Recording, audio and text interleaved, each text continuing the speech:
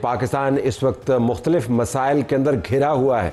एक तरफ दहशत गर्दी की वारदातें हैं कि ख़त्म होने का नाम नहीं लेती। पिछले 72 घंटों में आज के वाक़यात मिलाकर पाकिस्तान के अंदर 15 दहशत गर्दी के वाक़यात हो चुके हैं। बड़ा वाक़या कल BNP के जलसे के ऊपर दहशत गर्दों का हमला, 15 अफराद शहीद हुए। खुशकिस्मती से सरदार अख्तर मेंगल और महमूद खान अचकज़ई बच गए क्योंकि वो उस वक्त जलसा गाह से जा चुके थे। लेकिन अगर आप 72 घंटों की बिब्ता देखें तो पाकिस्तान के खैबर पख्तूनख्वा और बलूचिस्तान के अंदर दहशत गर्दों ने अपने पंजे गाड़े हुए हैं। एक रिपोर्ट के मुताबिक अगस्त के महीने में पाकिस्तान के अंदर तकरीबन 150 के करीब दहशत गर्दी के वाक़यात हुए हैं, जिसके अंदर 109 के करीब वाक़यात खैबर पख्तूनख्वा के अंदर हुए और बाकी वाक़यात बलूचिस्तान के अंदर। इस मामले पर भी बात करेंगे और अपने सहाफ़ी तज्ज़ियाकारों से पूछेंगे कि ये जो कल वाक़या हुआ है इससे आपको क्या नज़र आता है, ये कौन लोग हैं जो इस तरीके से दंदनाते फिरते हैं और हमले करते हैं।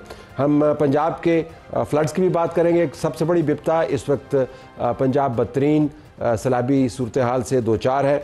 जो रेले खैबर पख्तूनख्वा और गिलगित बल्तिस्तान की बुलंदियों से निकले थे अब मैदानी इलाकों में फैल गए हैं। साउथ ऑफ पंजाब जो पाकिस्तान की मईशत की रीढ़ की हड्डी है मरकज़ी पंजाब के साथ, उसके अंदर आपको एक तूफ़ानी कैफियत नज़र आती है। कौन सा शहर ऐसा है जो साउथ और मरकज़ी पंजाब के अंदर से गुजरते हुए रेलों से मुतासर न हुआ हो। सियालकोट की बात करें तो वो डूबा रहा। अब मुल्तान के अंदर से बहुत बड़े पैमाने पर एवैक्यूएशन है। कबीर वाला, हेड मोहम्मद वाला के इर्द गिर्द के इलाके, वज़ीराबाद, झंग, हाफजाबाद, कमालिया, खानेवाल, पीर महल, बूरेवाला, बहावल नगर, कसूर, पाकपतन, चिश्तियाँ, विहाड़ी, बहावलपुर, फालिया, शोरकोट, गर्ज़ के कोई शहर ऐसा नहीं बचा पंजाब का जो सैलाब से मुतासर ना हुआ हो। इसके ऊपर भी हम बात करेंगे और हम अज़मा बुखारी साहबा से बराह रास्त बात करते हुए पूछेंगे कि उनके चैलेंजेस क्या हैं, क्या उन्होंने ये एंटिसिपेट किया कि इस किस्म की डिस्ट्रक्शन होगी। वज़ीर इत्तलात और नशरियात पंजाब, हम अपने रिपोर्टर से भी बात करेंगे। मोहसिन अली हेड वाला मुल्तान पर मौजूद है और मलिक सज्जाद नुमाइंदा summer TV Alipur head Panjnad के ऊपर मौजूद है। इनसे बात का आगाज़ करेंगे। नाज़रीन, हम सिंध भी आपको लिए चलेंगे। पानी यहाँ पे रुकेगा नहीं, यहाँ से पंजनद और उसके बाद ऑनवर्ड सिंध। पानी अभी पहुँचा नहीं है और सिंध के अंदर आपको बहुत सारी जगहों के ऊपर तूफ़ानी कैफियत नज़र आती है। आपको ठट्ठा के अंदर, आपको बेनज़ीराबाद के अंदर और बदीन के अंदर भी आपको एवैक्यूएशन होती हुई नज़र आती है। तो एक बहुत बड़ा चैलेंज है। कोशिश करेंगे कि सिंध के वज़ीर आला हमसे बात कर पाएँ। अज़मा साहबा को खुश आमदीद कहते हुए हम अपने रिपोर्टर के पास चलते हैं। हमारे पास मलिक सज्जाद मौजूद हैं और मोहसिन अली साहब मौजूद हैं। हम बात करेंगे मोहसिन अली से, हेड मोहम्मद वाला मुल्तान में वो मौजूद है। मोहसिन साहब, अस्सलाम वालेकुम। वालेकुम अस्सलाम सर।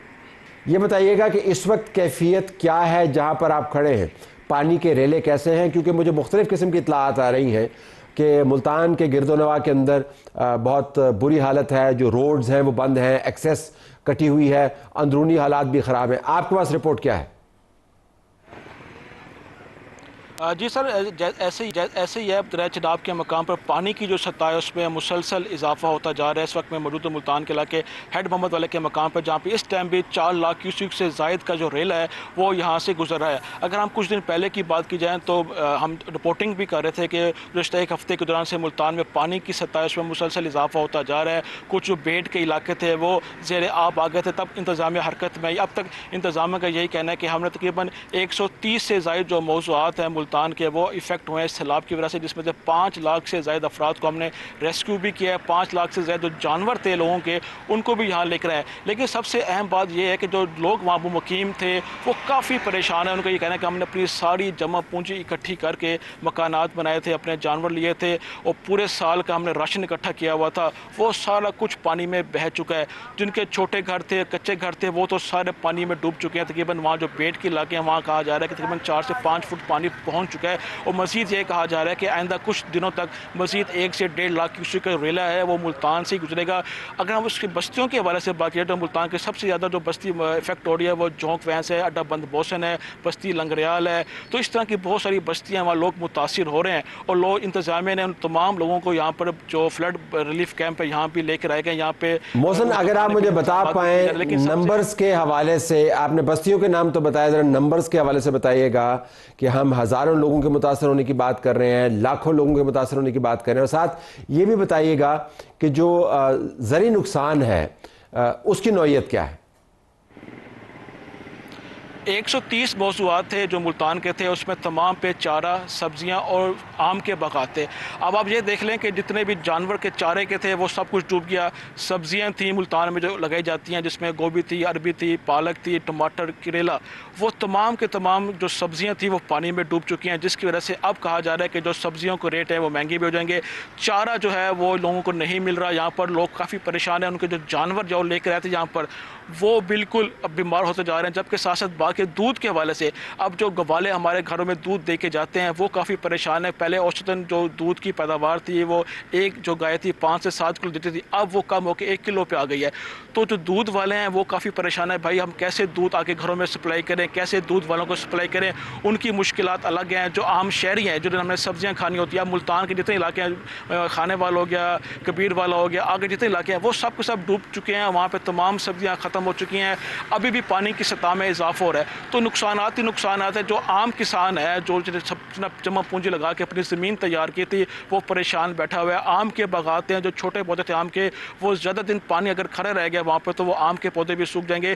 तो इस फ्लड से काफ़ी जो किसान हैं वो मुतासिर हो चुके हैं, परेशान है। ख़ास तौर पर जो किसान थे, मजदूरी करते थे, उनकी मजदूरियाँ ख़त्म हो चुकी हैं। वो अब हाथ पे हाथ रख के यहाँ पर बैठे हुए, 2 या 3 दिन उनकी जेब में पैसे थे वो तो उन्होंने गुजार दिए। अब वो परेशान है। वो 5 दिन से वो यहाँ पे बैठे हुए हैं, कोई काम काज उनके पास है नहीं। वो खेती बाड़ी करते थे, कुछ डेली की बुनियाद पर उनको पैसे मिलते थे। अब 5 दिन से एक मजदूर घर बैठ जाए तो कैसे घर का सर्कल चलेगा। ये मुआशरती नुकसान भी है, मुआशी नुकसान भी है, ज़राअत का नुकसान भी है, एम्प्लॉयमेंट का नुकसान भी है, लॉन्ग टर्म है। मोहसिन आपका बहुत शुक्रिया। नाज़रीन, हम आपको मलिक सजाद के पास जो अलीपुर हेड पंजनद पर मौजूद हैं, वो जगह जहां से 5 दरियाओं के पानी ने इकट्ठा होना है और ऑनवर्ड्स टू सिंध, वो हमें बता रहे हैं कि वहां पर क्या सूरत हाल है। जी